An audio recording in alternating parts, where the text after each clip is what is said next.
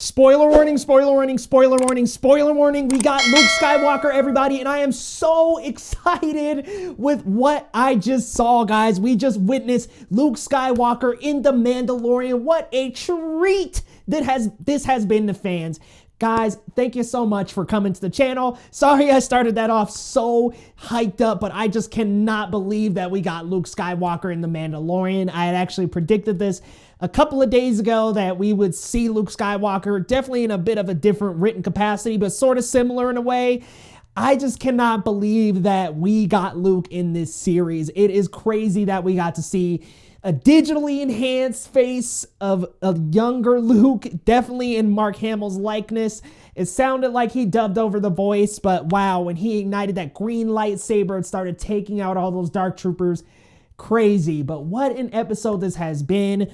I mean, we finally kind of circle back around from a couple episodes ago, the tragedy when unfortunately poor Grogu gets kidnapped by Moff Gideon, and Mando goes to every length he can to save him. And of course, he goes to Moff Gideon with an entire crew of ladies, Bo-Katan, Cara Dune.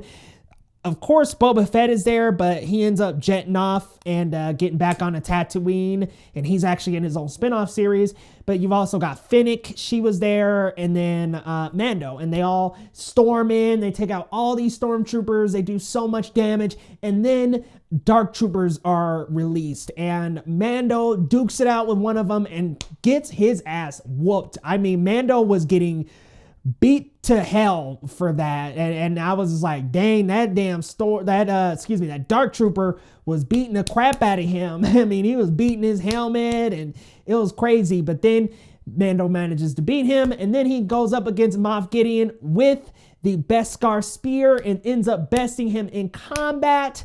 Fantastic episode, but the best moment of this episode has to be Luke Skywalker flying in at the perfect moment to save the entire crew, because it got down to Mando capturing Moff Gideon, and of course the Darksaber is pretty much belongs to the leader of Mandalore. Gosh, guys, it is so late here. I am struggling. But whoever has that rules Mandalore, and now Bo-Katan has to fight Mando for it. They were just about to get crushed by some dark troopers, and Luke Skywalker flies in at the perfect moment in an X-Wing and saves everybody. And what I love about the scene is he's just walking through the hallways, just sweeping his lightsaber so casually. It's easy for him. He's taking out these dark troopers like they're nothing. I mean, the last one that he took out, he literally raised his hand, crushed his hand in, and the dark trooper was crushing in like a soda can. I couldn't believe what I had seen with that. Like, it to me was just, what a fascinating and phenomenal episode that was, to see Luke Skywalker return. Boba will be getting a spin-off series of his own. Mando and Grogu, I mean, it just seems like this is the end for now. But what's so cool about this episode, besides Luke, was that we saw Mando take off his helmet and Din Djarin look right into Grogu's eyes, and they just have this connection, this father and son connection that you can feel between the two of them. He didn't want to let go of Grogu, but of course Grogu went with Luke and R2, which, wow, what a treat it was seeing him again as well. But it was just so sad to see Din and Grogu separate. Like, the child and the child and Din.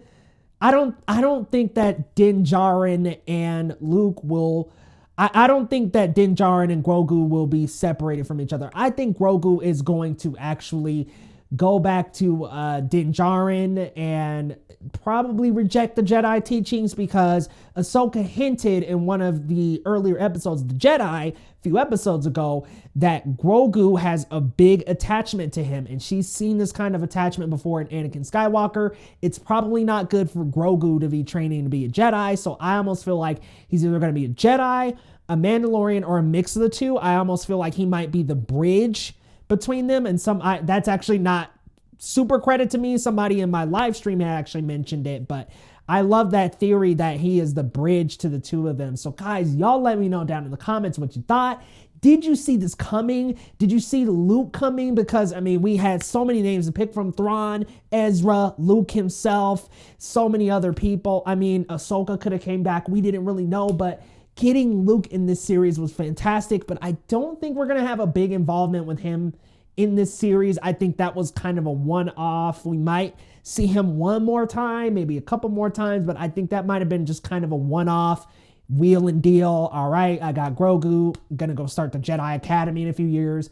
I just don't think that Luke is going to be a main character in the next season. Maybe, maybe not. I just don't think so. But you all let me know down in the comments what you thought. Go ahead and hit that subscribe button and let's talk geek together, guys. We are a community here over at Geekly Goods, and we believe in talking positively about the latest in movies, TV shows with a sprinkle of anime and gaming, guys. And I do new videos every single week. So come on back to the channel and we will see you next time on Geekly Goods, y'all.